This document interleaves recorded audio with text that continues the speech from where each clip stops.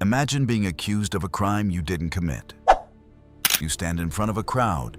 There is no lawyer, no careful investigation, no evidence laid out in front of you. Instead, someone hands you a piece of red-hot iron. Your task is simple. Carry it a few steps. If your wounds heal cleanly after a few days, you are innocent.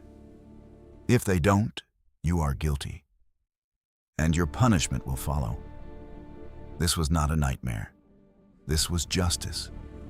Because in the medieval world, proving your innocence didn't always depend on truth. Sometimes, it depended on survival. Medieval justice worked very differently from modern legal systems. There were laws, courts, and judges.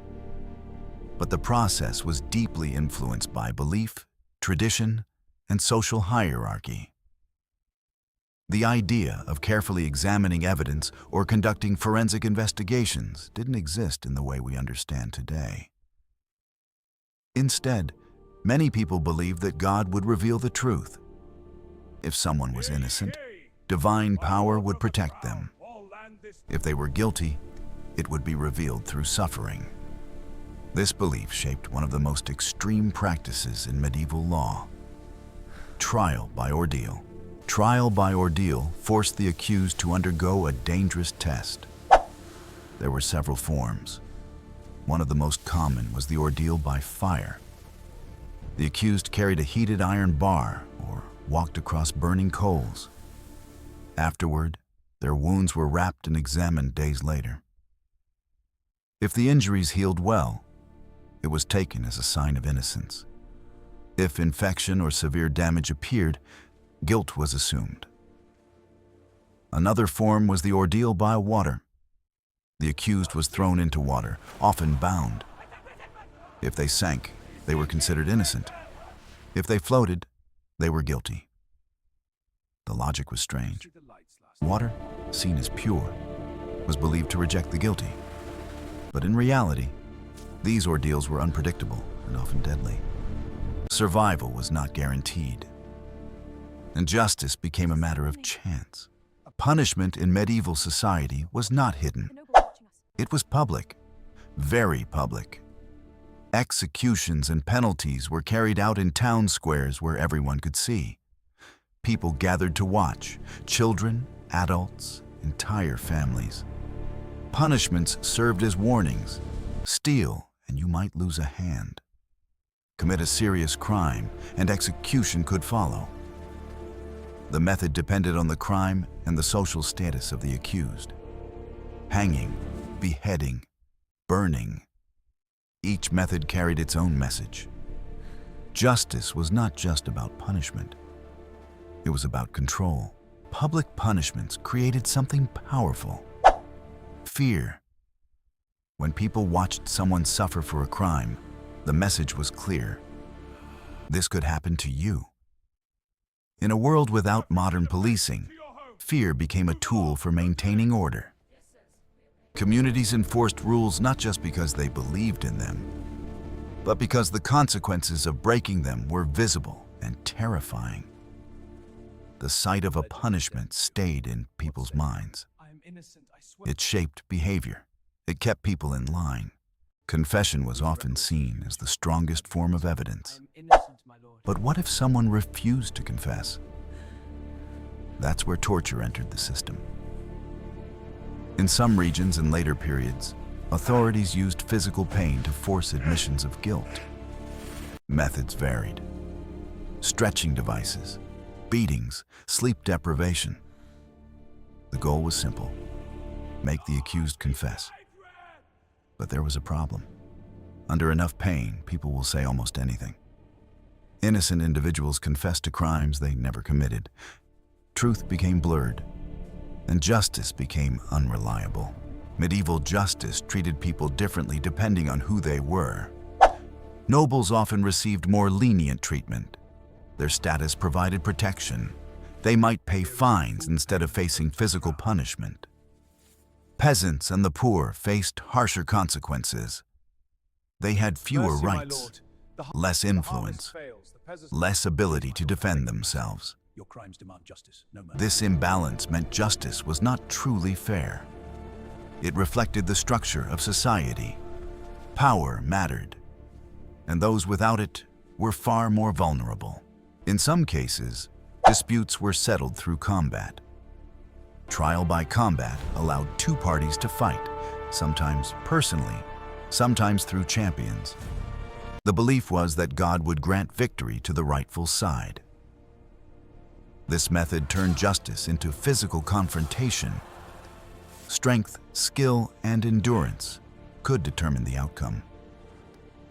Even if one side was technically innocent, a weaker fighter might still lose, and losing could mean death. Justice became a battle. Literally, justice was not only enforced by officials. Communities played a role too. Villagers knew each other well. Reputation mattered. If someone was suspected of wrongdoing, rumors spread quickly. Social pressure could be intense. In some cases, communities turned against individuals they believed were dangerous. Accusations of theft, dishonesty, or worse could isolate a person completely. And once suspicion took hold, it was difficult to escape. Your neighbors could become your judges. Not all punishments were fatal. Many were designed to leave lasting marks. Branding, mutilation, public humiliation. These punishments served as permanent reminders of wrongdoing. They also made it impossible to hide your past. A missing hand, a visible scar, a mark burned into your skin. These signs followed people for the rest of their lives. Even after the punishment ended, its effects remained. In a system built on belief, fear, and social hierarchy, mistakes were inevitable. Innocent people were punished. Guilty individuals sometimes escaped. Confessions were forced. Accusations were influenced by personal conflicts. Justice was not always about truth. It was about maintaining order in a difficult and unpredictable world. And sometimes that came at a high cost. Over time, medieval justice began to change. Legal systems became more structured. Evidence started to play a larger role. Some practices, like trial by ordeal, were eventually abandoned. One important turning point came when the Fourth Lateran Council discouraged clergy from participating in ordeals, weakening their legitimacy. Gradually, new ideas about law and fairness emerged. But these changes took centuries. For much of the medieval period, justice remained harsh, unpredictable, and deeply tied to belief. Behind every law, every punishment, every trial, there were people. Accused individuals standing in fear. Families watching from the crowd. Communities trying to maintain order in a world full of uncertainty. It's easy to judge medieval justice from a modern perspective. But for the people living at the time, this system made sense. It reflected their beliefs, their fears, their understanding of the world. Justice wasn't perfect, but it was what they had. By the late Middle Ages, Europe was beginning to change. Cities grew larger. Trade expanded. New ideas about law, medicine, and society slowly emerged. The brutal systems of the past did not disappear overnight, but they began to evolve. And yet, even as justice systems improved, life for ordinary people remained incredibly hard. Because all the things we've explored in this series, disease, hunger, cold, war, danger, did not exist separately. They were part of the same world, a world where survival was never guaranteed, and where everyday life could feel like a constant test. But there's one final question left. If life was this difficult, how did people endure it for centuries?